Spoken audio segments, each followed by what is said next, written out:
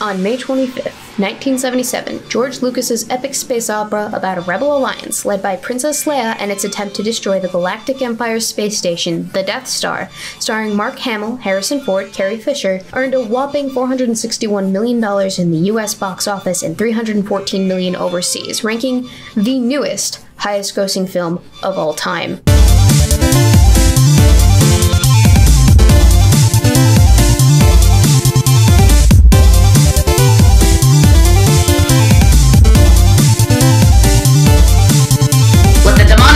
Process begin! Its legacy would last deep into the 21st century, with 2 more films to finish out the trilogy, an entire second prequel trilogy that was only good in a memeable sense, 2 animated spin-off series, books, video games, a 3rd sequel trilogy, not even good in a memeable sense, comics, toys, fan series that were to then get screwed over by Lucasfilm's parent company Disney, and so many more. Honestly, there's so much content to talk about with regards to the Star Wars franchise of, varying degrees of quality. We have decent, we have passable, we have tolerable, and we have spectacular, but we're not talking about any of that. You see, you all complain incessantly about how the new trilogy is at best a rehashing of the original trilogy, just with more vagina to boot. But would you for my own sake, because this needs to happen. Harken back with me to a simpler time when Star Wars fanboys could only dream that was their biggest problem. Today, I wish to talk with you about an utter train wreck of content, one of George Lucas's less successful, realizations. You see, it all started one day when George Lucas went up to CBS and asked, what if we took the concept of Wookiees and made an entire film just about Wookiees? And because this is George Lucas, and the year before his epic space opera had done absolutely spectacularly, his idea was indulged upon. This is the first in a line of Star Wars related decisions that would have made better fertilizer, let's be honest. Oh, the year after A New Hope was released in theaters, Friday, November 17th, 1978, from 8 to 10 p.m. Eastern Standard Time, CBS decided to air the Star Wars Holiday Special on live television for the first and the last time ever. This film ranks #1 on the 100 dumbest events in television history list. And we are going to go through exactly what makes this special edition of Star Wars content so special. The official summary on IMDb's database is simply this. Chewbacca and Han Solo try to get to the Wookiee homeworld of Kashyyyk to celebrate Life Day, but are impeded by an Imperial blockade. Chewie's family passes the time with various forms of entertainment. Which, my friends, is just a fancy way of saying that this entire movie was a cheap and lazy cash grab consisting of runtime padding and over an hour of just Wookiee grunts without subtitles. You think I'm kidding? I'm not. And if you think an hour of this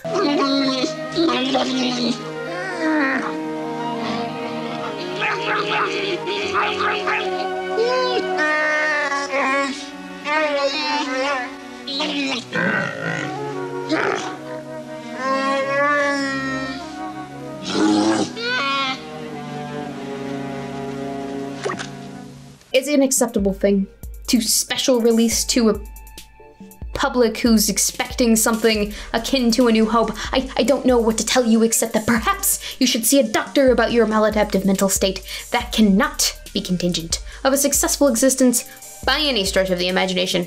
Nope.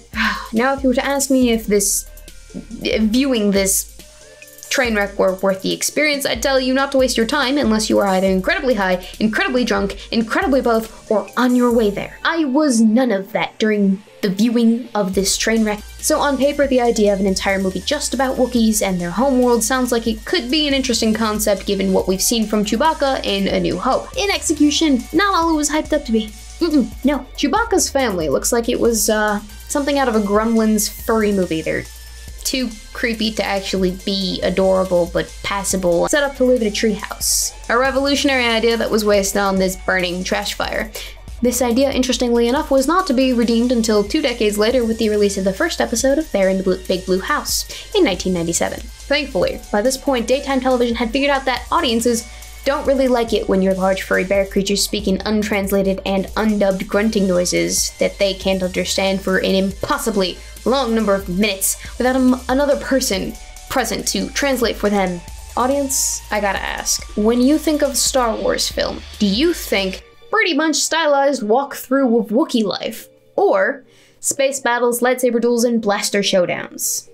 A slam dunk executive decision, I must say. The most compelling thing to show an audience at a Star Wars special about Wookiees and their homeworld is obviously to focus on the characters and how they're waiting around for things to happen. Well done. We get a never-ending montage of Chewbacca's family waiting around for Chewbacca to show up, complete with watching people engage in 2 entire separate cameo scenes of your favorite characters of the original movie talking about when Chewbacca will show up, featuring a coked up Carrie Fisher and a Mark Hamill who, at the time, still had hope for the future of the franchise. I'm so sorry we let you down. So could you do me a favor and send either Chewbacca or Han Solo to the screen, please? She says that she would like to grant your request, but is quite unable to do so. You mean they haven't arrived yet? Watching Wookiees. Watch the space equivalent of a Martha Stewart cooking show, perhaps if Martha wore blackface and did an abundance of hard drugs all day, every day. No stop. Of course, if your family has a hearty appetite, I would suggest then that old popular holiday favorite, the Bantha Rump. This lasts for entirely too many minutes, people. Entirely too many. Watching a Wookiee watch a scene lifted from the 1941 Dumbo deleted cuts of the scene with the bubbles and the drunkenness escapades in live action, or perhaps just a really derivative Cirque du Soleil. Watching a Wookiee grandfather watch some Black Mirror-esque erotic psychedelic light show music video ripped directly from a James Bond intro, except drunk. I'm getting your message. Are you getting mine? Oh, we are excited, aren't we? Well, just relax. Just relax. Yeah. And it just keeps going on and on and on. Diane Carroll, she does her best, but no one's best can save this. I'm sorry. I'll tell you a secret. I find you adorable. I'll tell you a secret. I find you adorable. I find you adorable. Yeah, Itchy. Yeah, you keep tapping that button. Bop it, bitch. Performance by Jefferson Starfish, who upon further research I have found out was a psychedelic rock band. At this point, is anyone really surprised? Really? One of the reviews reported by the AV Club's Nathan Rabin is, I kid you not, I'm not convinced this special wasn't ultimately written and directed by a sentient bag of cocaine. Watching a Wookiee watch an entire mini cartoon of the heroes from the very movie that we're watching, as if at the same time they exist in the meta-reality of this film, they also exist in a fictional reality that exists in this film. In addition, someone thought it was a good idea to take rejected Dr. Seuss concept art and turn it into what I can only guess is rebel propaganda within the reality of this film. And the kid, Lumpy's his name? Yeah, is watching it while Imperial soldiers are searching his house. Millennium Falcon. They're coming out of flight speed. I can't make contact. Try a lower channel.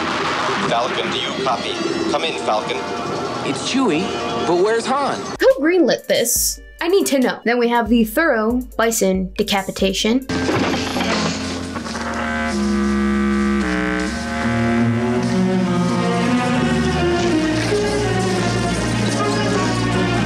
Watching a Wookiee watch a Star Wars version of a YouTube tutorial video. Following the instructions I am about to give you, it will provide many years of fun and valuable service for you.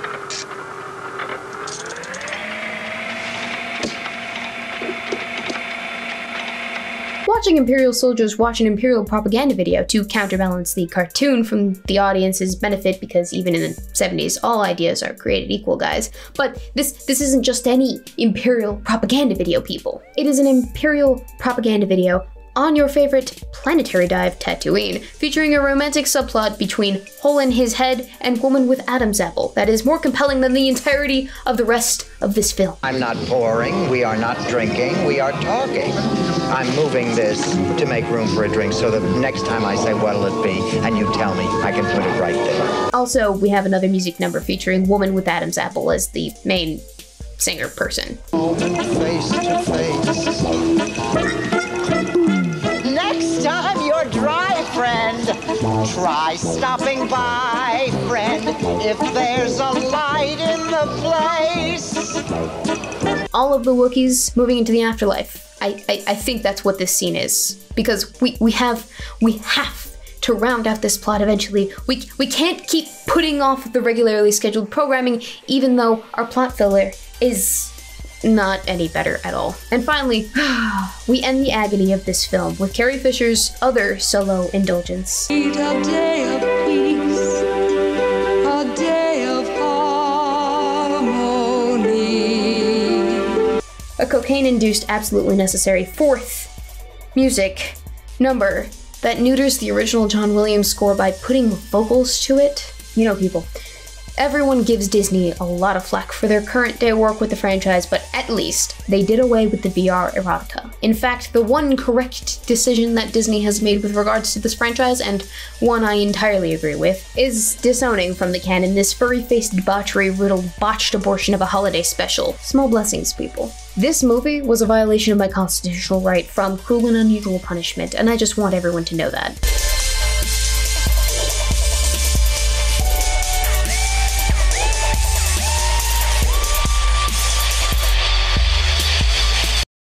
If you like what I'm doing here, feel free to check out the links in the description to my Amazon, Subscribestar, Patreon, PayPal, and the link to my Redbubble store where you can find unique exclusive Weebo merchandise. My P.O. box can also be found below if you'd like to send me stuff in the mail. Also, please consider leaving a like, a comment, sharing the video, and subscribing to the bell for more. If you want to see more of me in a different capacity, I do a LARPy comedy stream show called Side Quest over on Magog of Morscar's livestream channel, and I do a bi-weekly stream show called 2 Girls 1 Stream with segments for news, advice, call-ins, fanfiction read-throughs, and more on Some Dumb Americans channel. Links to all that jazz down in the description down below.